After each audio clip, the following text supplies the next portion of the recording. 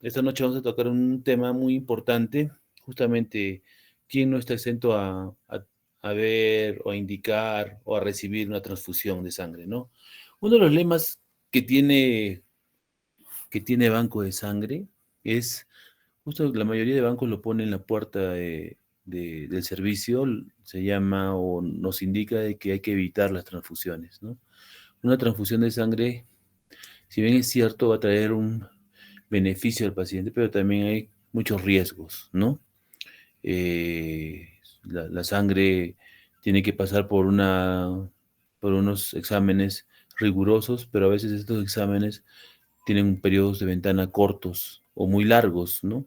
Entonces, esto hace que tal vez la conducta del paciente o tal vez las transfusiones que haya recibido haya tenido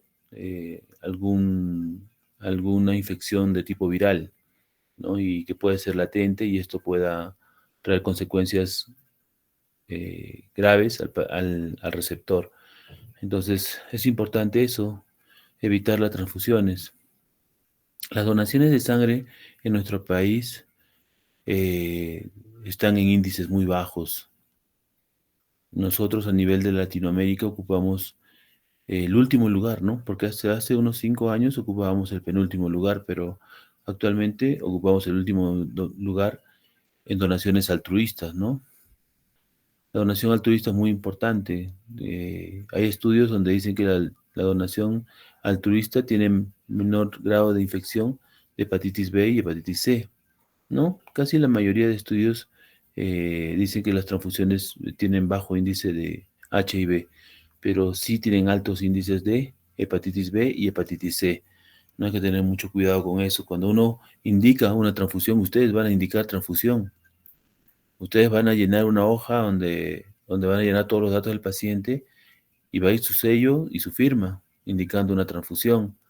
Pero los escenarios pueden ser diversos.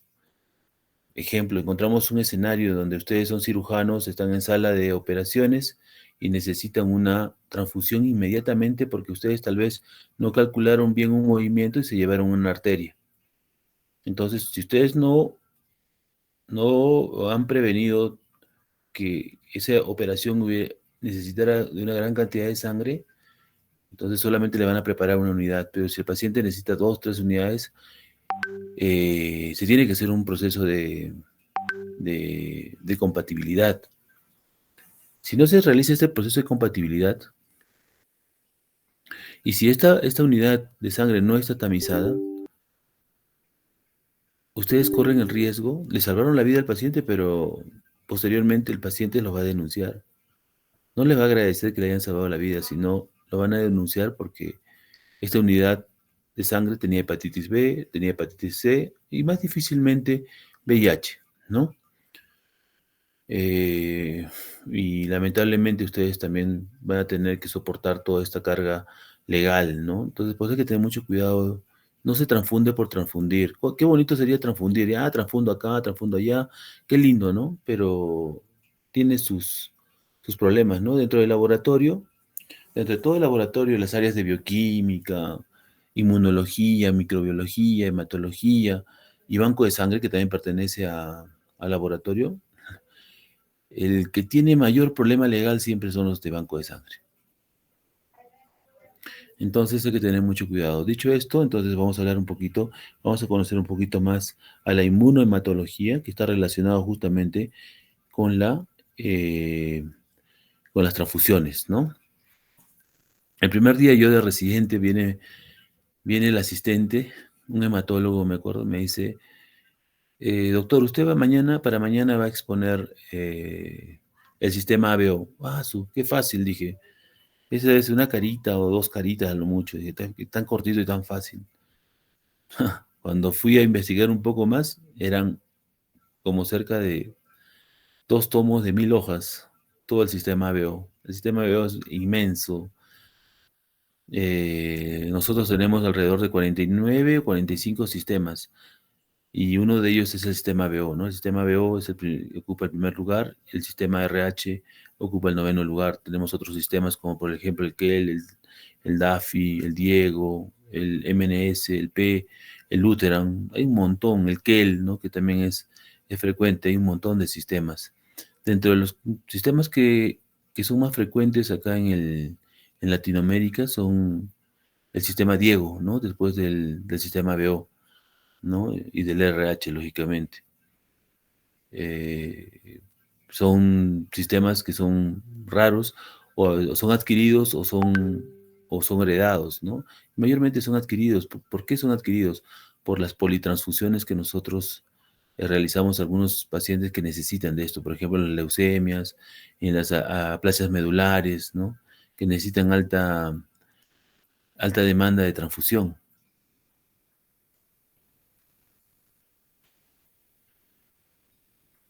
Los grupos sanguíneos, ¿cómo fueron descubiertos? ¿No? Desde 1900, ya Karl Landsteiner fue uno de los primeros que descubrió y comenzó a describir los grupos sanguíneos, ¿no? En diferentes personas. No todas las personas éramos iguales, sino teníamos diferentes eh, grupos sanguíneos, diferentes inmunofenotipos, ¿no? Nuestras células eran diferentes, no eran iguales. Vio que había cierto grado de rechazo entre uno y otro y comenzó a describir cada uno de estos eventos desde 1900, ¿no? Y en 1928, ya con más estudios encima, se generó una nomenclatura, ¿no? Y se descubrieron pues cuatro grupos sanguíneos, los primeros grupos, cuatro grupos sanguíneos. Luego, el descubrimiento de Landsteiner, de que fue en 1900 y vio este fenómeno, él también comenzó a desarrollar más estudios y comenzó a descubrir más grupos, como les dije, ¿no? Más sistemas, como el sistema MNP, el sistema RH, que fue descubierto en 1939, ¿no? Miren, dense cuenta, pasó mucho tiempo para que se pueda descubrir el sistema RH. Y ya en 1939 y 40 se llega a bautizar el RH, pero ya no fue Lancet, sino fue Alexander Salomon Wiener, ¿no? Entonces, se dan cuenta, uno lo describe y otro lo patenta, ¿no? Hubo bastante rivalidad en esos tiempos para ver quién se quedaba con la autoría de quién descubrió el sistema BO o quién descubrió el sistema RH, que son los más importantes, ¿no? Pero al padre de la hematología o de la inmunohematología siempre se le considera a Karl Landsteiner, ¿no? Entonces, ese es el padre de la inmunohematología mundial, ¿no? Los grupos sanguíneos, ¿de dónde nacen, no? De las diferentes moléculas, ya sean carbohidratos, proteínas, que están alrededor de los glóbulos rojos, ¿no? Se han descrito casi 250 estructuras, ¿no? Entre proteínas, lípidos y glúcidos, ¿no? Con diferentes funciones, muchas de ellas desconocidas, pero están presentes en el glóbulo rojo. Entonces, cada secuencia de estas proteínas, lípidos y glúcidos o carbohidratos va a determinar el grupo sanguíneo. ¿Y qué se le denomina a todo esto? Pues estas proteínas se le denomina antígeno, ¿no? Y que tiene una importancia en el sistema inmunitario y también esto va a traer como consecuencia una implicancia en la inmunidad humoral. Ya voy. Espérate, estoy a la mitad.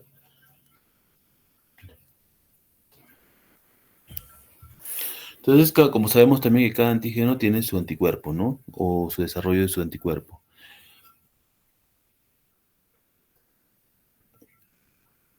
Acá algunos conceptos de inmunohematología. Sabemos que un antígeno puede formar parte de la membrana del glóbulo rojo, como es el antígeno RH o una lipoproteína, o puede estar adherido a la superficie del glóbulo rojo, como los antígenos del sistema ABO, ¿no? Que químicamente son lipopolisacáridos. En cambio, un anticuerpo es una sustancia de naturaleza, ya sabemos, glicoproteica, que puede ser mayormente una IgG y en menor cantidad una IgM, ¿no? Producida como respuesta al sistema inmunitario ante la presencia de un antígeno de membrana.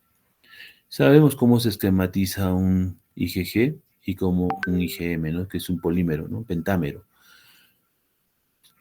La composición de la sangre, que la hemos hecho muchas veces, los antígenos eritrocitarios se encuentran en la superficie, determinando su inmunofenotipo. Dentro de los anticuerpos que podemos ver, podemos observar anticuerpos naturales como estos de acá y también anticuerpos irregulares que son generados básicamente por los anticuerpos irregulares que son generados por otros sistemas, ¿no? Como el KEL, el DAFI, ¿no? Y etcétera, con lo que hemos hablado anteriormente. Y acá está la secuenciación, ¿no? De estas, de esos carbohidratos, proteínas y lípidos, ¿no? Miren, de acuerdo a la secuenciación se determinará como un sistema ABO, un sistema KEL, un sistema MNS, un DAFI, un Kramer, ¿no? Depende de la secuenciación. ¿Qué son los anticuerpos naturales? Son aglutininas completas, bivalentes, presentes en el suero de un sujeto sin contacto previo con el antígeno. El más conocido de los anticuerpos naturales es el sistema ABO, que en la mayoría son IgM, ¿no? ¿Esto qué quiere decir? Que no atraviesan la placenta. Los anticuerpos adquiridos son incompletos o univalentes, no aglutinantes, presentes en el plasma de un sujeto que tuvo contacto previo con un antígeno. Ahí les dije, ¿no? Lo que les mencioné anteriormente. ¿Cómo se generan estos?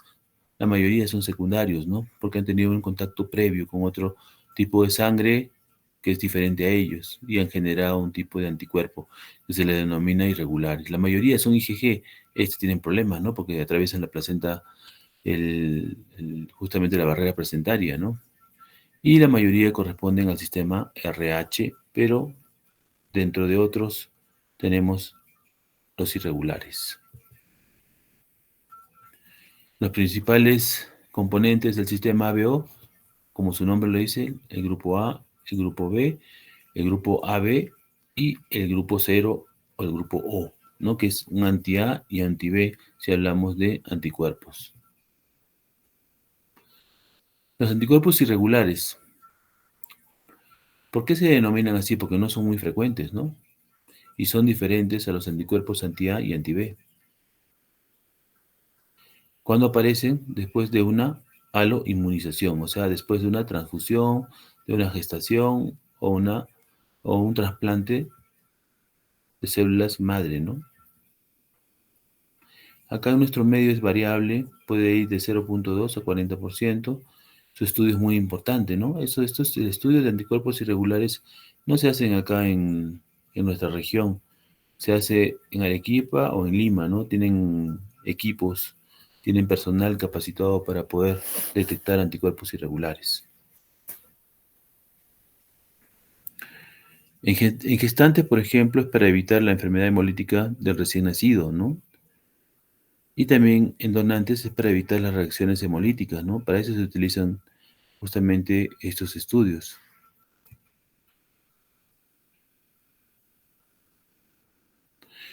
Ah, ¿y cómo se generan los grupos sanguíneos, no?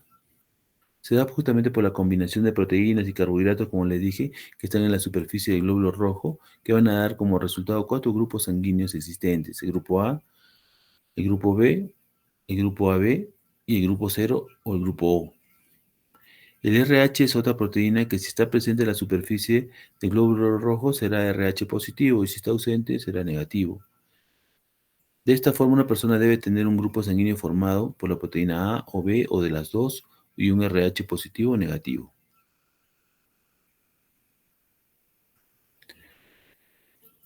Dentro de América, más o menos están reconocidos 15 grupos, ¿no? Pero a nivel mundial son 49 grupos o sistemas, ¿no? De grupos sanguíneos. Y acá están, ¿no? La mayoría, ¿no? Lo que les he mencionado, la mayoría de grupos, ¿no? Y su posición, la primera siempre es el sistema BO, el RH es la posición 9. Miren el total de sistemas que tienen y pertenecen a qué grupo, a grupos naturales, de anticuerpos naturales, ¿no? La mayoría.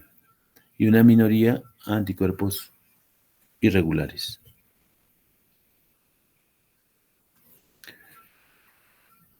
¿Cómo se aglutinan los glóbulos rojos? Antes de la aglutinación tiene que haber una sensibilización. Si no hay sensibilización, no hay aglutinación. Para ser más prácticos. Si nosotros, por ejemplo, tenemos un paciente del grupo O y le pasamos grupo a ese paciente, tal vez en ese momento no lo vamos a matar.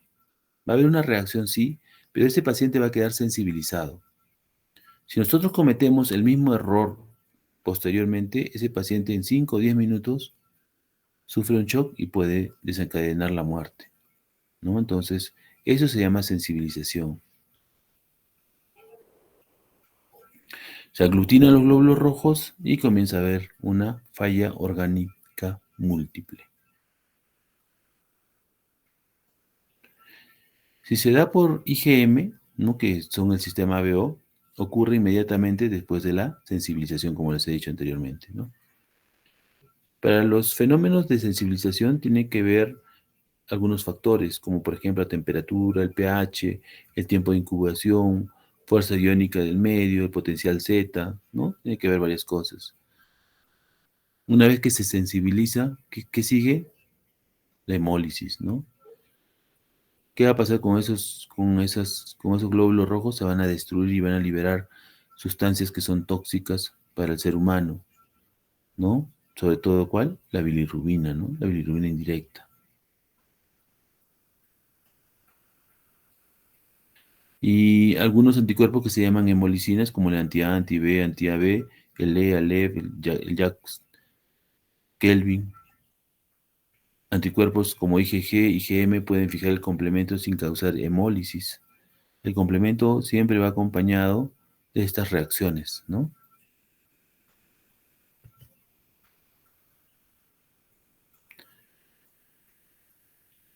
En banco de sangre se estudia el inmunofenotipo, o sea, el antígeno que rodea al glóbulo rojo. También podemos estudiar a los anticuerpos, sobre todo aquellos anticuerpos irregulares. ¿Cómo se llama esa metodología? Se llama rastreo de anticuerpos irregulares.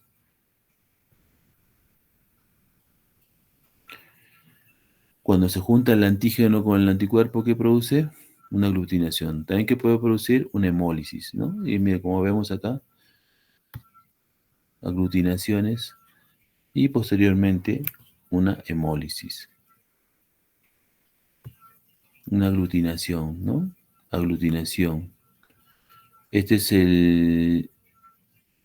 por ejemplo, es un Coombs, ¿no? La prueba de Coombs. Una prueba de Coombs, metodología en tubo, en placa sólida o fase sólida y en gel, ¿no? Dentro de estas, la más específica de las tres es la de fase o la de gel, ¿no? Que puede detectar hasta 40 moléculas de IgG cuando hay una incompatibilidad. ¿Cómo determinamos un grupo O, un grupo A, un grupo B? Con los antisueros, ¿no? Colocamos el antisuero anti-A, anti-B y anti-RH. ¿Esto qué nos dice? No aglutinó, no aglutinó y no aglutinó. Negativo. Cero negativo o si no, O negativo. Aglutinó. A positivo. A positivo porque también aglutinó el anti-D o el RH. Aglutinó en el B. Un B positivo. Chicos, siempre no se confíen en los grupos cuando ya ustedes sean médicos, están cerca. A veces los proveedores les llenan agua por ganar más dinero y la avidez disminuye. Por ejemplo, para que nosotros tengamos este resultado y ver si es A positivo, hay que esperar por lo menos de 10 a 15 segundos. Y para un B tenemos que esperar hasta 20 segundos. O sea, la prueba debe demorar por lo menos 30 segundos para que te salgan la positividad, ¿no? O la negatividad en el caso de ser todo negativo. Entonces hay que esperar 30 segundos, chicos, porque si nosotros lo hacemos rápido, puede ser que después reaccione, que sea lento, y imagínense pasarle un A a un O. de verdad lo sensibilizan o lo matan al paciente. Siempre hay que esperar. Y a veces esto es lo que les estoy comentando, a veces los de banco de sangre no lo conocen, pues, ¿no? Yo les pregunto, a veces voy a banco, le digo, oye, ¿cuál es la avidez del grupo A? ¿Qué es eso?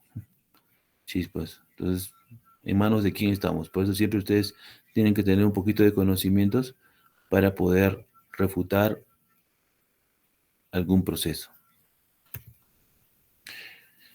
Estos son los equipos que se utilizan mayormente para detectar o rastrear anticuerpos irregulares. Siempre tiene que haber una centrífuga, ¿no? Las pipetas, acá está la incubadora y acá está la máquina de procesamiento, ¿no? Esto más bien es una automatización en masa. Lo utilizan los grandes hospitales y acá ya no tienes que tener todo esto, ¿no? Todo está integrado acá.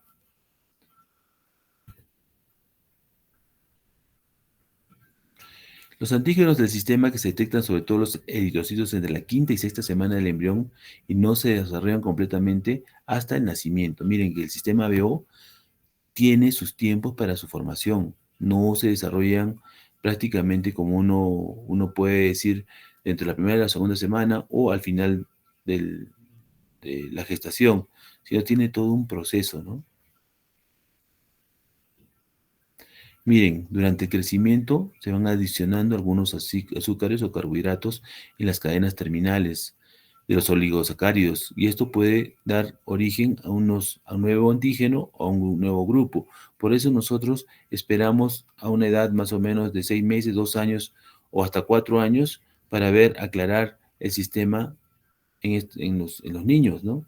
Porque, por ejemplo, puede ser grupo O y le pasas A o B a ese niño, puedes causar un cierto grado de hemólisis. Hay que tener mucho cuidado en la transfusión en niños, ¿no?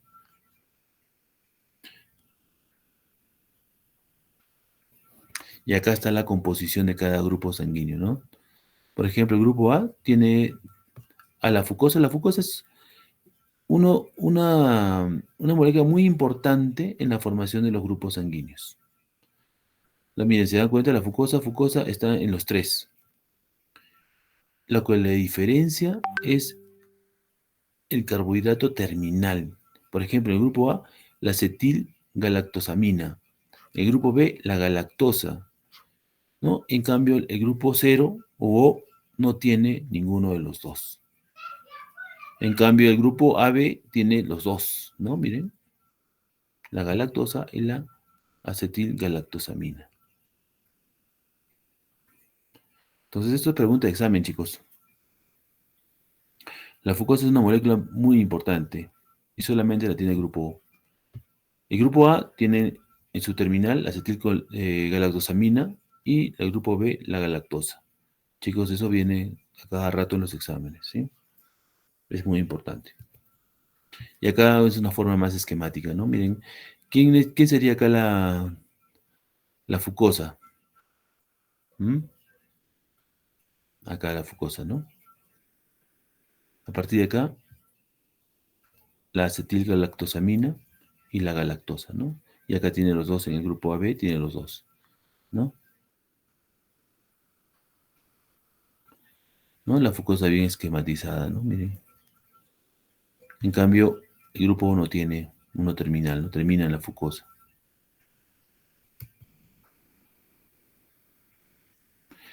Cada una de las personas no tiene antígeno particular en sus eritrocitos. Se espera que el suero contenga un anticuerpo dirigido contra ese antígeno que carece. Sin embargo, eso depende si es el sistema inmune ha sido expuesto y ha respondido a este antígeno o uno similar. Los anticuerpos anti-A-anti-B pueden ser detectables en los niños entre 3 a 6 meses de vida, justo lo que les mencioné.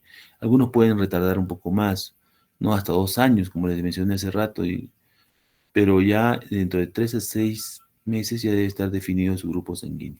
Por ejemplo, si el papá es A y la mamá es O, ¿no? Entonces ya a los 3 a 6 meses debe estar definido. Hasta ese momento, si uno quiere transfundir, tiene que transfundir O, ¿no? Para cualquier duda, como el O es universal, haya transfundo O.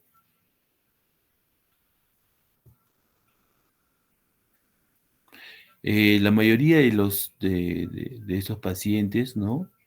O son transfundidos con sangre hasta incluso del cordón umbilical, porque es un volumen muy pequeño, ¿no?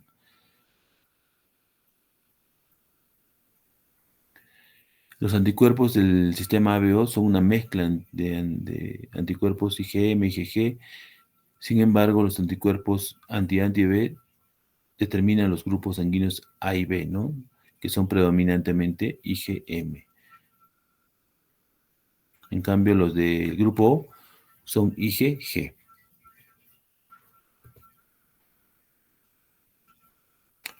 ¿Cómo medimos la titulación de las aglutininas, ¿no? En diferentes edades, ¿no? Tenemos pruebas especiales que pueden determinar esta la cantidad, y de acuerdo a la cantidad que tengan, van a producir una aglutinación o una hemólisis. Como les mencioné anteriormente, no solo va el anticuerpo, sino el complemento también como que potencia a la acción de hemólisis, o básicamente de hemólisis más que aglutinación, en la destrucción de las células. Pueden formar inmunocomplejos. Esto puede conducir a una falla renal, shocks, a la coagulación intravascular diseminada, y esto puede conducir a la muerte. En el planeta, ¿qué es lo que abunda? El grupo A, pero en nuestro país lo que abunda es el grupo O, ¿no? En nuestro país es casi el 45 a 50% de los pacientes son grupo O. Luego le sigue el grupo A, después el grupo B, el AB, y dentro de los negativos, igual, ¿no? El O, el A al B y el AB negativo es el más raro, pues, ¿no? ¿Qué pasa cuando hay una incompatibilidad? Hay destrucción de los glóbulos rojos, se fragmentan los glóbulos rojos, ¿no? Como pueden ver acá en la diapositiva, fragmentación. ¿Cómo se llama esta fragmentación?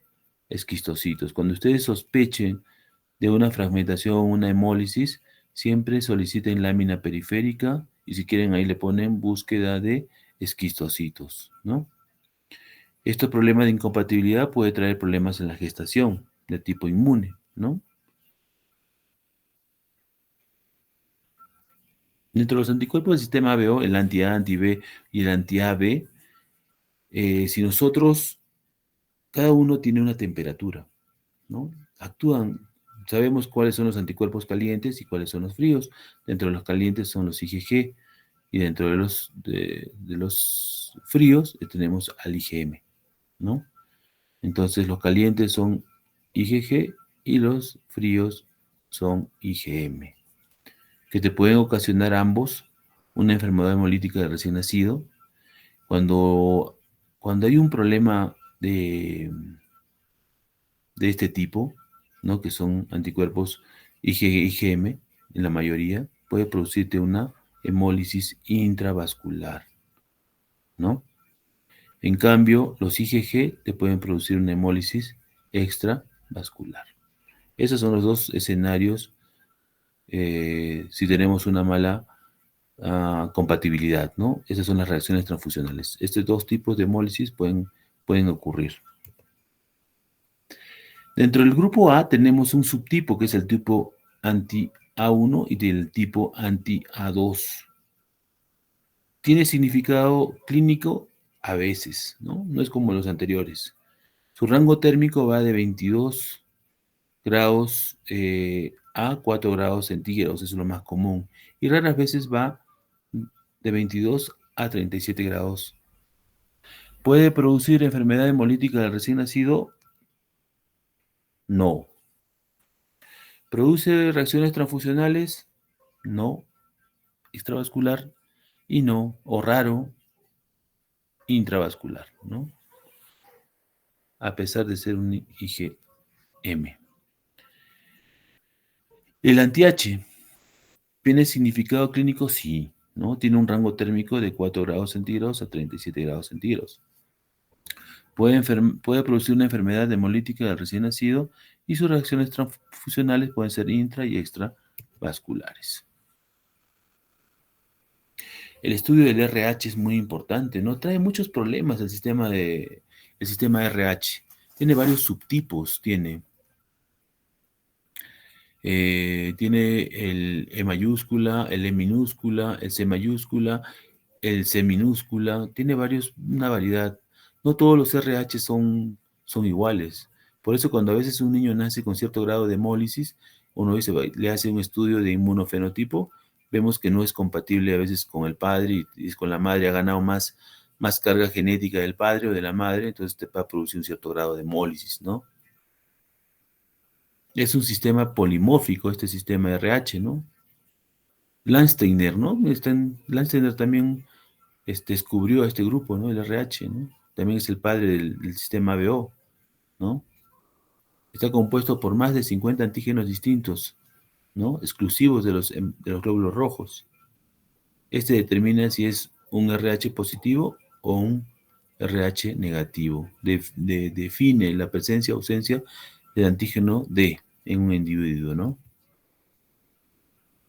También sabemos que es una cadena de proteínas, pues, ¿no? Eritrocitarias, ¿no? Y como les dije, el anti-D y la proteína RH puede ser C mayúscula, E minúscula o C minúscula, ¿no? Son altamente homólogas entre sí. Dentro de las proteínas no glicosiladas altamente hidrofóbicas, ¿no? Son pues, básicamente, tienen un componente lipídico, ¿no? Presentan 12 segmentos de transmembrana que forman 6 lobes extracelulares y 5 intracelulares, ¿no? Es una molécula algo compleja, ¿no? Y tenemos diferentes tipos de RH, pues como hay una combinación C mayúscula, E minúscula, puede ser C mayúscula, E mayúscula, C minúscula, E mayúscula, o las dos minúsculas, ¿no? Son diferentes tipos de RH, ¿no?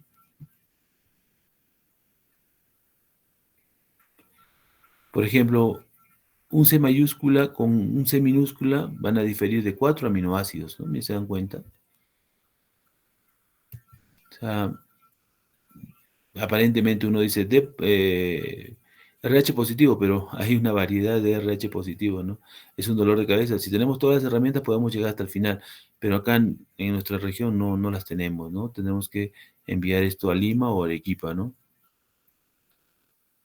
Y esto es justamente la herencia, bueno, es la explicación de cómo se dan dando los subtipos de RH, ¿no? El padre y la madre pueden aportar diferentes subtipos y al final el niño nace con un inmunofenotipo diferente, incluso que puede ser incompatible a veces muy incompatible con el resto de su familia, ¿no? Y así es, ¿no? La conformación. El C mayúscula con el E minúscula es el más frecuente, ¿no? Casi el 70% en asiáticos, y en cambio el C minúscula y E minúscula es más frecuente en la raza negra, ¿no? Miren, 44%. Increíble. No todos somos iguales, nos parecemos.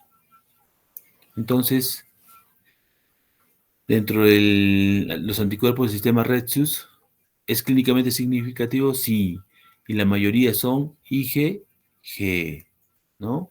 ¿Pueden producir enfermedad hemolítica del recién nacido? Sí. Su rango de temperatura de 4 a 37 grados centígrados, pero ellos son calientes, básicamente, alrededor, más frecuente dentro de los 37 grados centígrados. ¿Pueden producir una hemólisis extravascular? Sí. Una intravascular, no, porque son IgG. Y lo más importante, no activan el complemento como el sistema RH, ¿no? No, disculpe, como el sistema BO. El sistema BO sí activa el complemento, en cambio este no. Entonces, el anti-D tiene un mosaico de epítopes, producen reacciones hemolíticas severas. El D débil es un antiguamente conocido como el anticuerpo DU, menos cantidad de sitios antigénicos, y el D parcial, ausencia de uno o más epítopos del mosaico que componen el antígeno D, capacidad de producir aloanticuerpos específicos hacia él o los epítopes faltantes. Las pruebas determinantes, hay que determinar siempre el grupo ABO con los antisueros, determinar el RH, detección de anticuerpos inesperados, identificación de anticuerpos. Tenemos una prueba de antiglobulina directa. ¿Cuál es? El CUMS directo. la prueba de antiglobulina indirecta, que es el CUMS indirecto.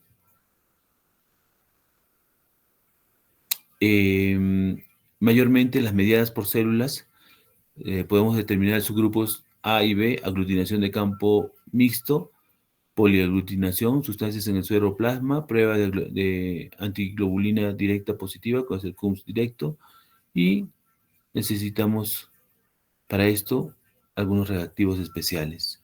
En cuanto a las medidas por suero, aquellas pruebas que son medidas por suero, necesitamos aloanticuerpos, autoanticuerpos, transfusión de componentes plasmáticos ABO no idénticos, la edad también es muy importante, la enfermedad de fondo y los reactivos, ¿no? Y acá está justamente lo que les mencioné anteriormente, la metodología en tubo, ¿no? Para la metodología en tubo tienen que tener, el que la procesa tiene que tener cierto grado de entrenamiento y también poder distinguir la aglutinación. Una aglutinación en cero, con una cruz, dos cruces, tres cruces, cuatro cruces, miren, una aglutinación muy fuerte, ¿no? La metodología GEL, lo que me olvidaba decirles, la metodología tubo detecta 150 moléculas de IgG como mínimo. En cambio, la metodología en gel detecta 40 moléculas de IgG. Entonces, esta es más específica que la metodología en tubo, ¿no? ¿Cuándo es positivo? Cuando los glóbulos rojos se aglutinan en la parte superior. ¿Cuándo es negativo? Cuando pasan hacia el fondo. Esta es otra metodología en placa sólida o fase sólida, que tiene una sensibilidad, más o menos detecta alrededor de 60 moléculas de IgG. Mejor que la de tubo, ¿no? Miren cómo se aglutina, ¿no? Este es positivo, este es negativo. Las ventajas de la fase sólida: tiene larga caducidad, puedes hacer exámenes en masa, y dentro de las desventajas, la fase de lavado a veces no es óptima y por eso puede salir falsos positivos. Hay algunos errores, ¿no?, técnicos que pueden producir discrepancias en el sistema ABO, falla para adicionar reactivos y la muestra de los pacientes, mezcla inadecuada de reactivos y muestras, suspensión de eritrocitos con muy alta o baja concentración, sub- o sobrecentrifugación de las muestras, error de identificación de las muestras e interpretación incorrecta. Chicos, esta diapositiva nunca se olviden. El O está por encima de todas. El O le da al O, el O le da al A, el O le da al B, el O le da al AB. El sentido de las flechas, véanla, ¿no? El A le va a dar al A, el B le va a dar al B, lógico. No se puede dar lo contrario. El AB al O produce sensibilización y muerte. El AB al A le puedes producir sensibilización y una posible muerte. Y el AB al B tampoco, ¿no? Entonces, miren el sentido de las flechas, acuérdense de este dibujito, y cuando ustedes, bueno, ya les falta poco para ser médicos, utilicen una transfusión, siempre la indicación es así. El O es para todos. En cuanto al RH, miren, ¿se dan cuenta la flecha hacia abajo? El RH negativo le puede dar al positivo, pero el positivo no al negativo. Entonces, acuérdense bien de esa diapositiva. Y tenemos infinidad de reacciones transfusionales, ¿no? Tenemos tempranas y tardías. Y esto se da mayormente por incompatibilidad de grupo, ¿no? Tiene diversas etiologías. Tenemos etiología inmune y no inmune. Dentro de las inmunes tenemos la reacción hemolítica aguda, reacciones relacionadas con las plaquetas, refractariedad, trombocitopenia aloinmune pasiva, reacciones alérgicas como urticaria, anafilaxis, edema pulmonar no cardiogénico. Dentro de las no inmunes, sobrecarga circulatoria, hemólisis de causa no inmune, alteraciones metabólicas y térmicas, reacciones hipotensivas, reacciones febriles. Dentro de las retardadas tenemos a las inmunes, reacciones hemolíticas retardadas, púrpura post-transfusional, la enfermedad de injerto versus huésped relacionada con la transfusión, la aloinmunización, no inmunes, transmisión de enfermedades infecciosas. A largo plazo, enfermedades infecciosas como por ejemplo las virales, hepatitis B, C, VIH, citomegalovirus, parvovirus, leucemia de células T, enfermedad bacteriana, enfermedades parasitarias, hemosiderosis. ¿Qué hacer? ¿Qué hacemos cuando hay estas reacciones transfusionales? Primero, detener la transfusión. Luego, mantener esa vía por donde está la transfusión para poderle pasar una hidratación. Comprobar el sistema o comprobar el grupo sanguíneo. Valorar la situación clínica y hemodinámica del paciente. Medir la presión arterial, el pulso, la frecuencia cardíaca, la frecuencia respiratoria, diuresis y color de la orina, porque el primer órgano que va a sufrir en una incompatibilidad de grupo va a ser el riñón. Iniciar un tratamiento de reacción post-transfusional. ¿En qué consiste? En hidratar al paciente y darle un corticoide de rápida acción que es la hidrocortisona. Esto se notifica al banco de sangre remitiendo la muestra de sangre de la bolsa y el receptor. Hay que guardar la bolsa, no hay que botarla, chicos. Hay que mandarla al banco de sangre para que sea analizada, ¿ya? Entonces, mayormente se da por incompatibilidad. Las reacciones transfusionales, las más peligrosas son por incompatibilidad de grupo, ¿no? El sistema ABO, que puede producir una hemólisis intravascular que es más peligroso que la extravascular, por el contenido de sus anticuerpos, que son IgM. ¿Y cómo se va detectando? Hay calor, escalofrío, fiebre, hay mal estado general, dolor en la zona de infusión, dolor torácico, retroesternal, lumbar, hay un malestar en general, hay hipotensión, ¿no? Como les he dicho. ¿Qué va a haber dentro del laboratorio? Va a haber aumento del LDH, bilirrubina indirecta aumentada, va a disminuir la aptoglobina sérica, va a haber alteraciones en la prueba de coagulación si es que esto demora más, o sea que nos va a llevar a una coagulación intravascular diseminada. Y como les dije, hay que interrumpir la transfusión, hay que identificar la bolsa, llevarla al banco de sangre para sus análisis, ¿no? Hay que prevenir la hipotensión, manteniendo la vía y dándole una fluidoterapia intensiva, ¿no? Como les dije, podemos darle también diuréticos en el caso de que el paciente comience a presentar edemas. Una de las complicaciones de las politransfusiones es el TRALI, ¿no? La lesión pulmonar aguda asociada a transfusión, que es una complicación grave. El paciente puede, puede ver comprometida su vida, ¿no? Y básicamente es por la presencia de neutrófilos dentro de los alveolos, ¿no? Esto puede desencadenar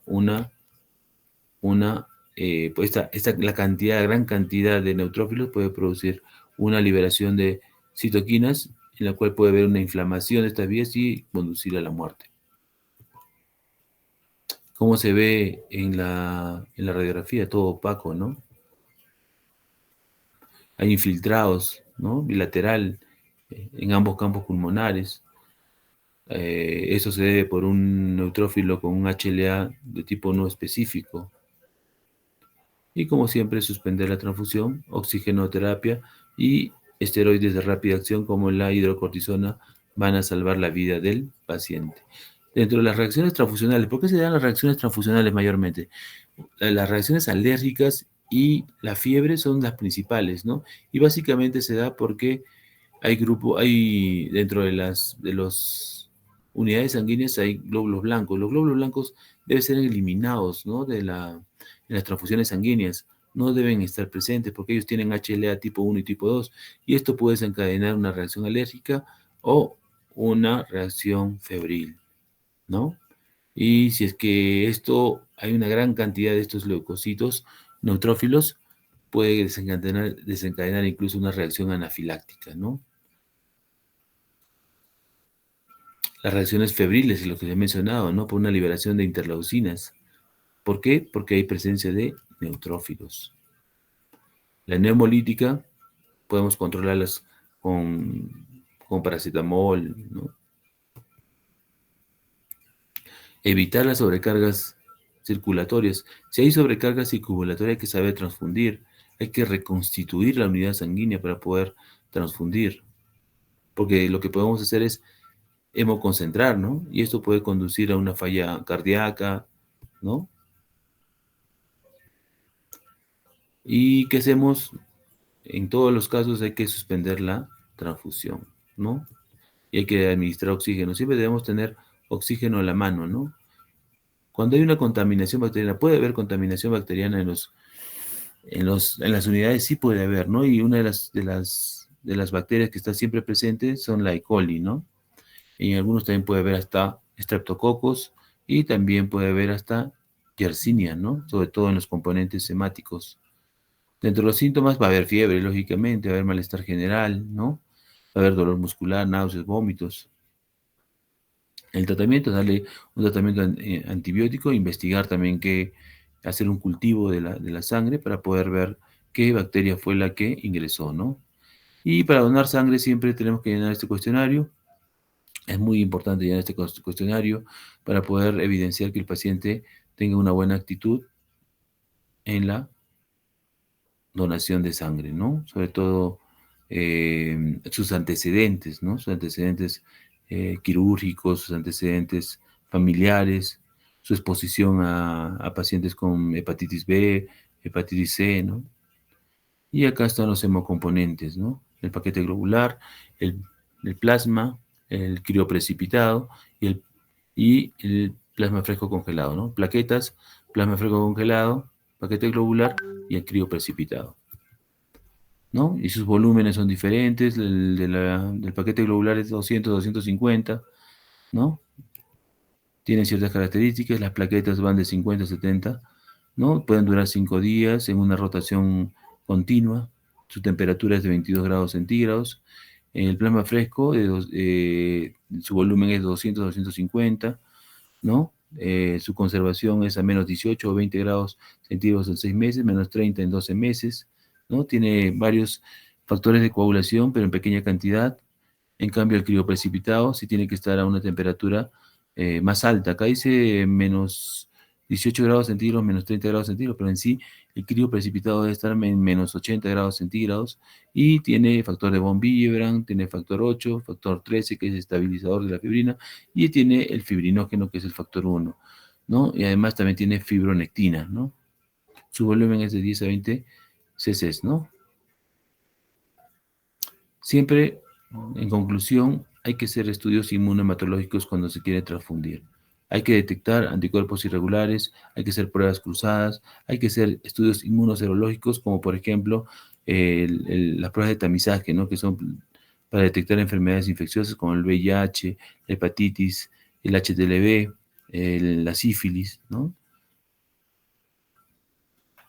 En el procesamiento de las unidades siempre debe haber un equipo, un personal capacitado y todo el equipamiento para poder hacer el rastreo de anticuerpos irregulares. Los 7 marcadores que se piden en banco de sangre que nos solicita o que le exige Pronavas que hagan todos los bancos de sangre están acá, ¿no? HIV, HTLV, hepatitis B, hepatitis C, Chagas, sífilis, como les he mencionado.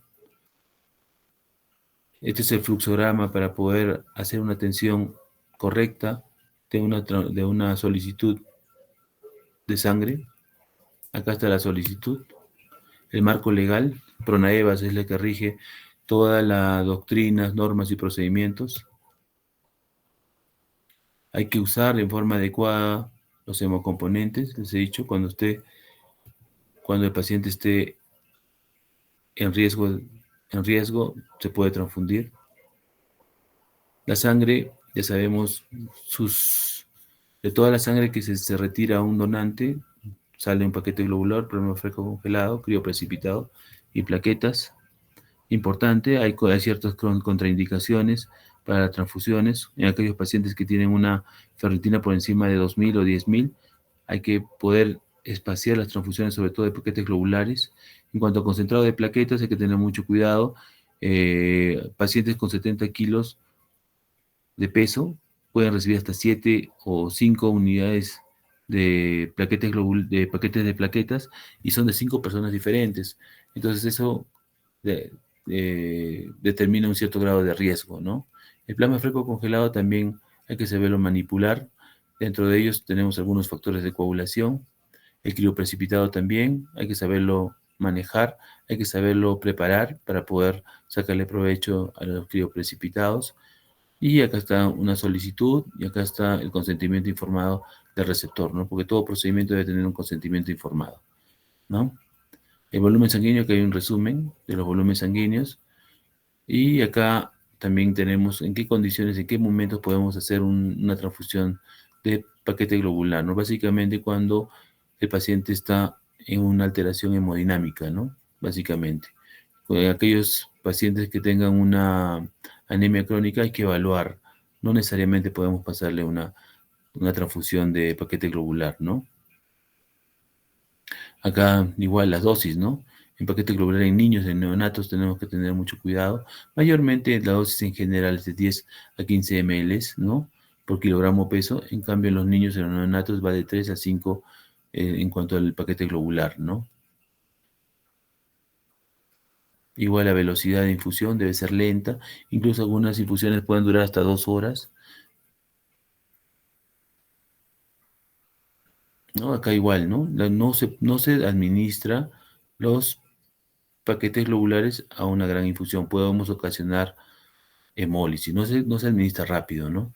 Así el paciente está entrando en shock, ¿no? Y acá este es un gráfico, es una diapositiva donde resume lo que le hemos hablado anteriormente, lo que les dije que se grabaran una diapositiva, que se grabaran en sus mentes, ¿no? Que es más práctico que esta de acá. Y acá algunas reacciones que ya las hemos mencionado, ¿no?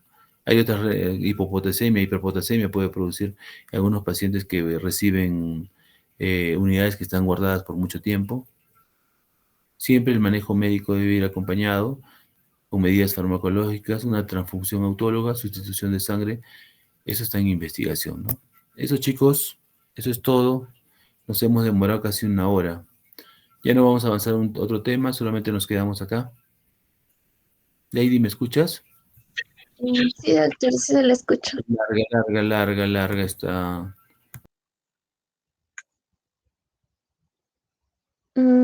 Doctor,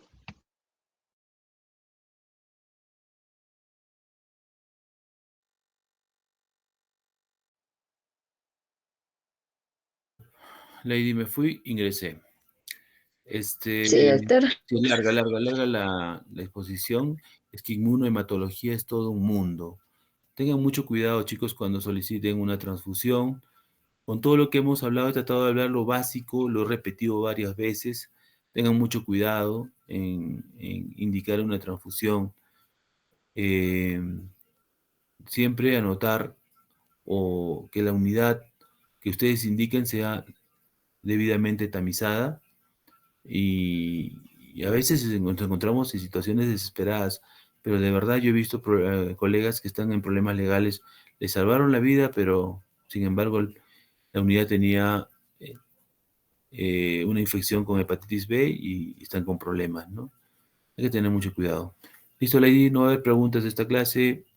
Nos vamos hasta el sábado avanzamos dos. Doctor, ¿me pasa las Dime, diapositivas, doctor, me podría pasar? te lo va a pasar, te lo va a Sí, pasar. solo me pasó las 7 y la 8. La Ya, 9 y la 10 falta las falta. 9 y 10. 9 y 10. ¿Listo? Ya, Sí, chicos, doctor. gracias por su Ya, atención doctor. y buenas noches. El sábado nos vemos. Chao. Doctor. Buenas noches, Hasta doctor. luego. Buenas Gracias. noches, doctor. Buenas noches, hasta luego.